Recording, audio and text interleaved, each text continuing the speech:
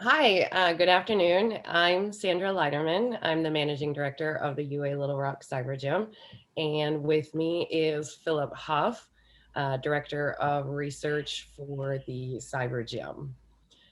So we're going to tell you a little bit about the Cyber Gym, kind of how we got started and the benefits of our program. And then Philip's going to go into the technical side of it, and time allowing, we should get you to experience one of our workouts. So, um, all right. So when it comes to teaching cybersecurity, there's a lot of things that you have to take into consideration. One of those things is the complexity. Many cybersecurity topics are really hard to understand if you just read about them, but we know that by experiencing them, it can really expand the understanding of those concepts. There's also the need for students to experience the perspective of both the defender and the adversary, which is essential to understanding the full concepts of cyber attacks. And then finally, the system security. Realistic cybersecurity labs require many interconnected components. And what we've done is we've built the Cyber Gym, which is a cloud-based um, educational arena where students can experience all of this. And in the K-12 arena, we've removed a lot of the barriers that education that you find in your typical education places. Sorry, I'm like, I'm trying to read two things at once here. So some of those educational barriers that we find in a lot of schools, especially here in Arkansas, in rural schools nationwide, is that the schools just can't afford to purchase the equipment to to build these cyber ranges to effectively teach cybersecurity. And even if they can afford to buy it, then maintenance is a whole nother question on if they can afford to keep up with that. And then a lot of times we find that schools that are on a one-to-one basis, even though they have a laptop to use, a lot of times it's an inexpensive Chromebook or just a tablet. And another one of those barriers is anybody in the K-12 arena, that's my background, it's a constant battle with IT to try and get access to have software downloaded or be able to access a website. And so with our cyber gym, we don't have any of those issues. And then additionally, a lot of instructors just have limited experience in working with cybersecurity concepts or building the labs. And so we kind of take that that barrier out for them, and we build the not only the content platform but then the workout. So a lot of people ask us, is this just another cyber range? Well, yes and no. We think it's better because a lot of cyber ranges require a specific login, or sometimes you even have to be like on their campus in order to access it. So with ours, it can be accessed anywhere, anytime. So they can be in school, they can be at home, it can be from any device because it's on the cloud. Our cybersecurity labs are created just by installing software. I mean, and it's not even an installation on the computer itself, but more of a configuration of the files that you want included. And then once you decide on the workouts that you want, then you build that and the instructions are there. The instructors can build predefined labs on demand. The students can receive and maintain their own lab during the duration. So you could, as an instructor, you can set it for like 1 day or 7 days, and that the students will have access to complete that exercise within that amount of time. And then we also provide technical support for any teachers or, well, mostly teachers that may have issues with anything. So yeah. Yeah, and I'll take over and describe some of the components of it. We provide three different types of workouts, or three different types of lab environments. One is where we call them workouts to go with the cyber gym theme. and those are just like individual skill set building labs that students participate in individually. And they have multiple systems. It's based on the way that the instructor wants to build it. And then we also have serverless. I really like serverless because they're very, very cheap. They're container-based workouts, but they work well with like cryptographic exercises. We do some web attacks where the student doesn't have to have access to a virtual machine. They can just hop on to the application that we provide over the web. And then finally, we have arenas, and arenas are meant to be head-to-head competition where it's more like a capture the flag environment where we take several of the concepts that they've learned throughout their workouts and then culminate that into kind of a semester in environment where they can repeat that, but do it on a competitive basis. And they're all in the same network. The others, they are contained within their own individual network, so they can't break out and coordinate or attack anybody else. But in the arenas, they can. We found something interesting when we're working with our virtual schools. They have a different use case, and so we were planning these class sizes of maybe 20 to 30, and in the virtual schools, the class sizes are like 200. So it really changed the way that we looked at the application and how we can scale this. And so we have an auto assignment. We found out the virtual teachers were spending a lot of time just sitting there filling out who is going to lab and say, okay, no, let's do this differently. So we just changed that. We have auto assessment scripts that are built into the workout so that the student, when they've completed a specific mission, like we're going to do a ransomware test in this session, and there's a script running in the background that once a minute it looks okay. Did they configure the system correctly? And then the instructor can see once they've configured that. And we also have other just basic test questions or like capture the flag style questions, like find this that you can add in there, and it's all configurable for the instructor. Automatic cost control. So a lot of cloud functions are built in just to make sure things are stopped and deleted when they're no longer necessary. And I apologize. Let me know, Charles, if I'm breaking up. I know my internet connection is pretty shaky. But you're holding up pretty well. And I'll show you some of what we can do with the cost control. And then the administrator dashboard is nice for folks that they don't necessarily want to or have the skills to go into the backend environment and look at it and troubleshoot issues, but you can do a lot from the administrator view. And so somebody can hop on from a day-to-day basis and make sure students have everything working in order.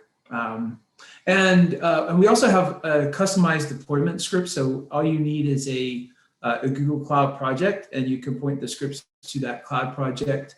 And we have everything set up to where you can auto build that. And I'll talk a little bit more about that coming up, what we plan for that and some of the training. This is the exciting slide to me anyway. This is the cover this past semester working with a deployment of about 500 students throughout the state of Arkansas. And this is on a per day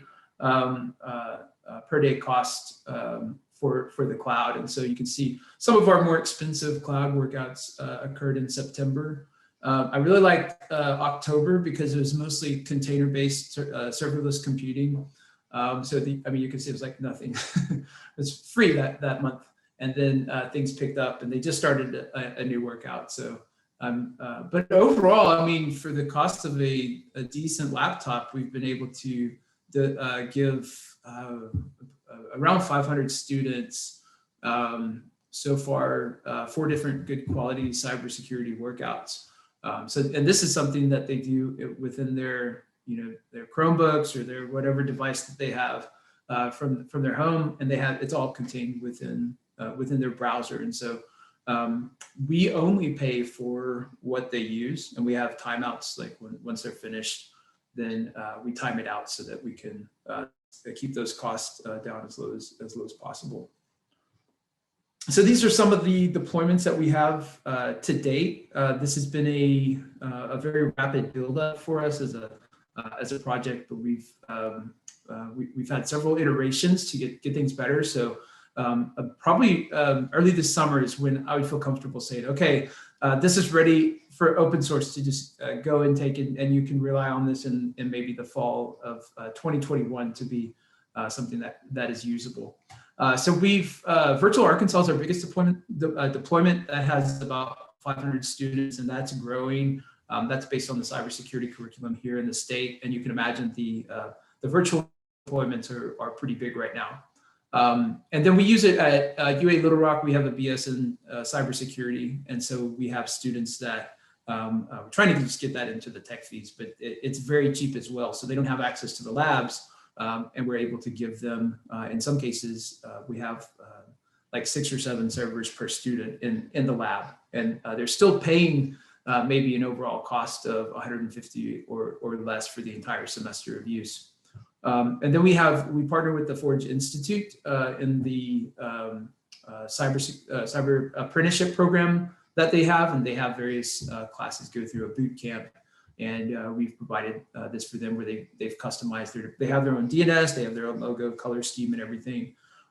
So they've been able to manage costs and also provide a lab environment going virtual. So that really helped them kick things up once we were all in quarantine this past spring. We're starting a new one with Arkansas small businesses to help them with some of the challenges that they find with all of the social distancing and being able to maintain a secure environment still. We're setting that up at the end of this year. And we've also recently partnered with the University of Louisville in their NSA healthcare cybersecurity pathways project. And so we're excited to be coordinating with them and seeing how we can use the CyberGen technology for that.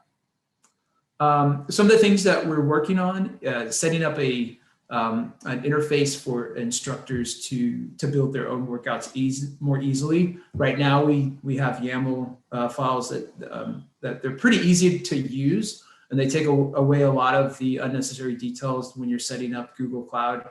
But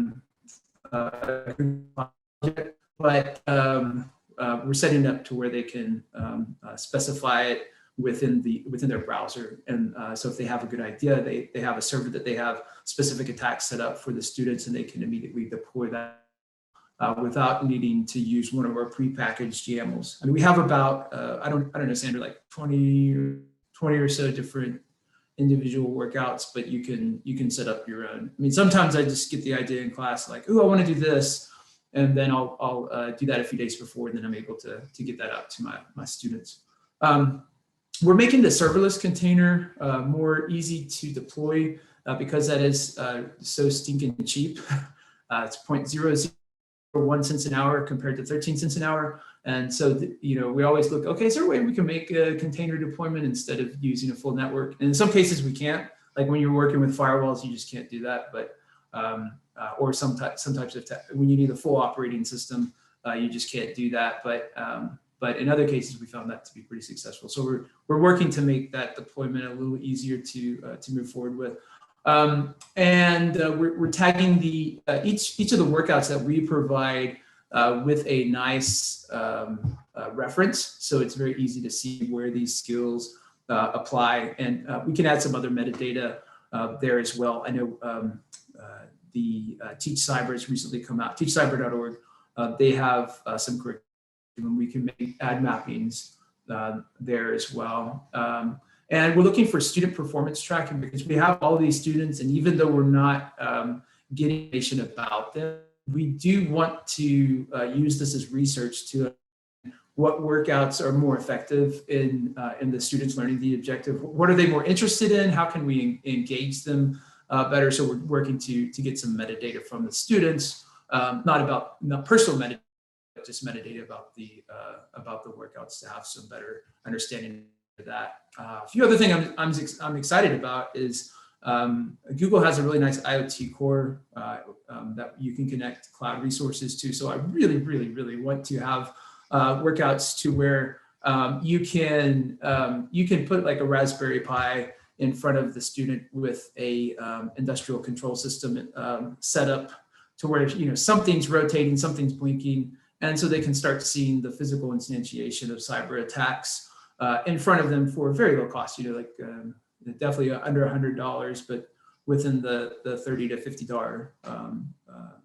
$50 price range, to where that's very scalable as well, where you can put your actual control in the cloud and let the students perform control to a device that is sitting in front of them. So looking to get that set up over the next few months. And then, as I already talked about, we're looking to integrate with the University of Louisville and the good work they're doing with the healthcare program. And this is what I really want to focus on, ways that you can get involved. So we recently have deployed this, published this as open source.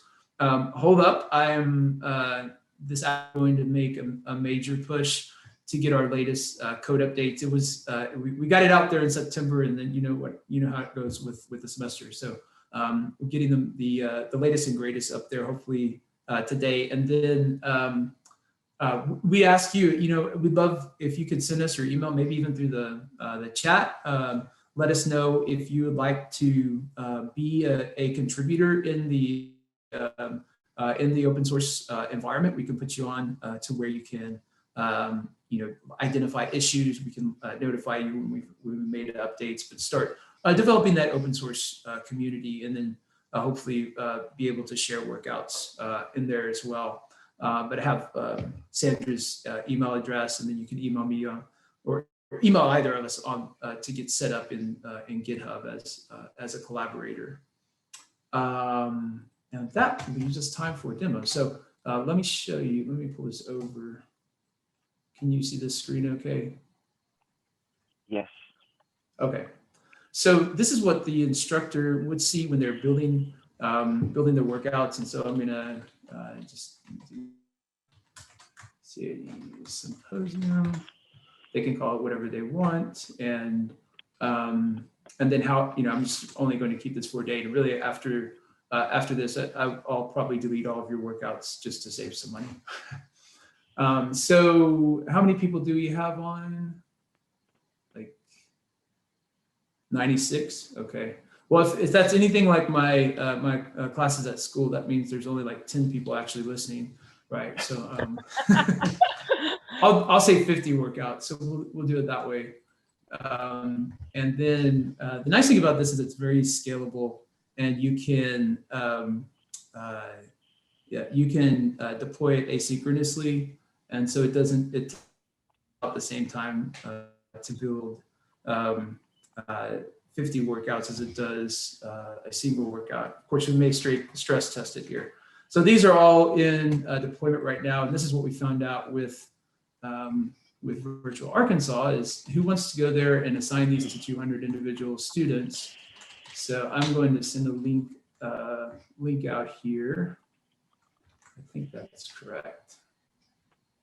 I think I'll just chat it right here.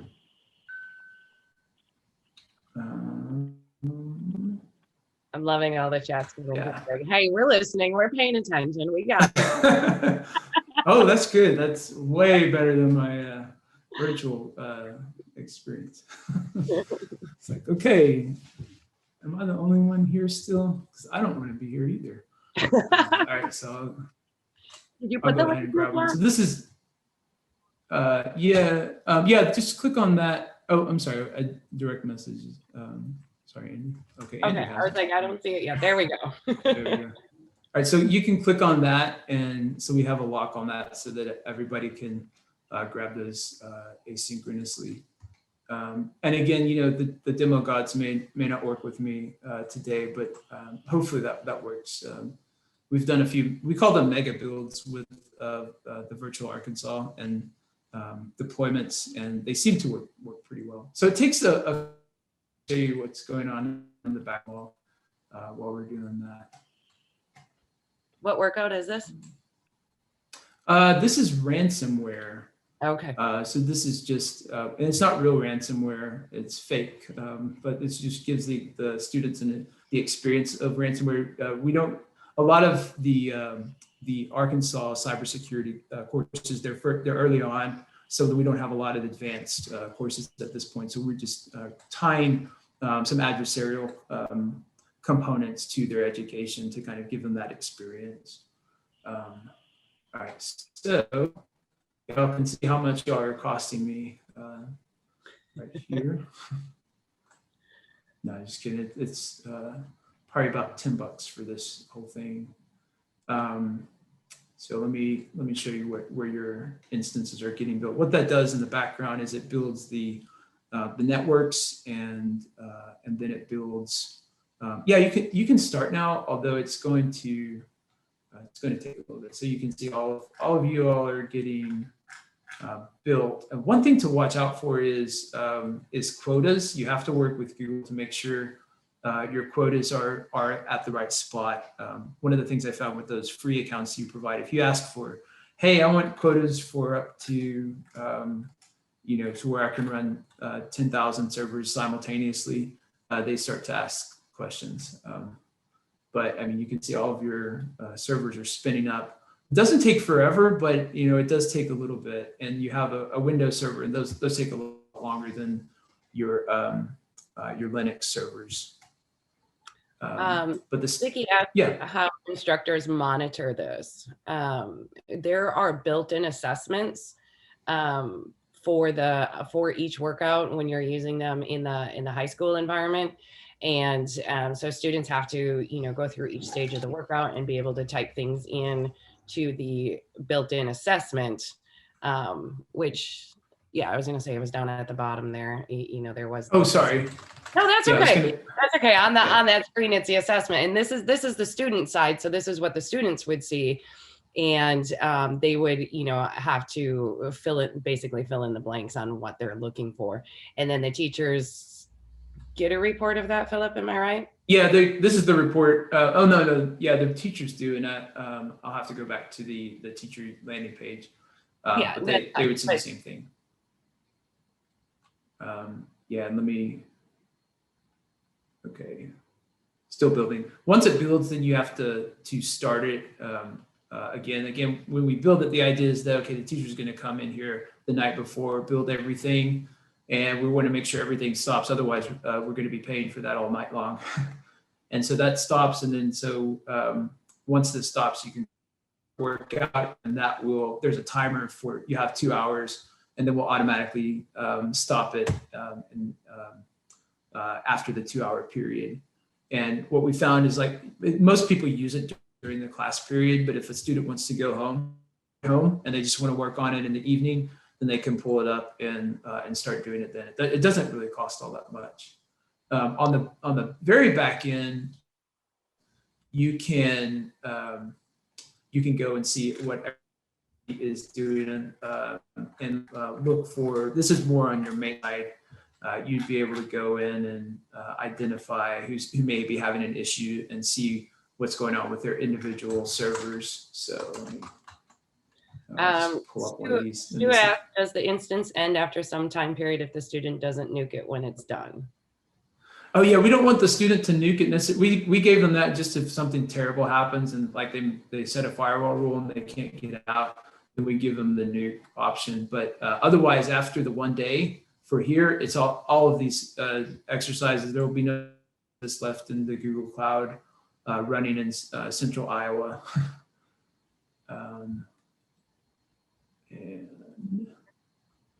Okay, no. And so for those of you at home, if we only have 4 minutes left, so if this doesn't finish building before we have to close and go on to the next one, keep that link handy. It will be there, and then you can. You'll be able to, go through the workout later. Yeah, and so in this case, the guacamole server timed out in the back end, so that's why the state was stuck. So I went and changed that. We create a pseudo random password for them for every student as to log in. Let's Trevor, be see. patient. It works. On the submit button. I'm not sure what the submit button is. I guess so we only have a few more minutes, but while I'm pulling this up, are there any questions that y'all have? We do plan on having a session this summer to early in the summer to walk you through setting up this in the Google Cloud Project. We have scripts that you can, if you have like a DNS, if you create a new Google Cloud Project, point everything to there, then it will set up all of the application, the cloud functions that are necessary to maintain everything, and then all of the data store backend database components as well. They'll set all of that up for you in hopefully just a few minutes. But we'll have some training on that early on in the summer if to use this or explore it during the summer in the school year. Yeah, and if anybody's interested, again, in becoming a collaborator with us or just training on how to use this, it's not fully operational for open source yet, but it will be. I put my email in the chat.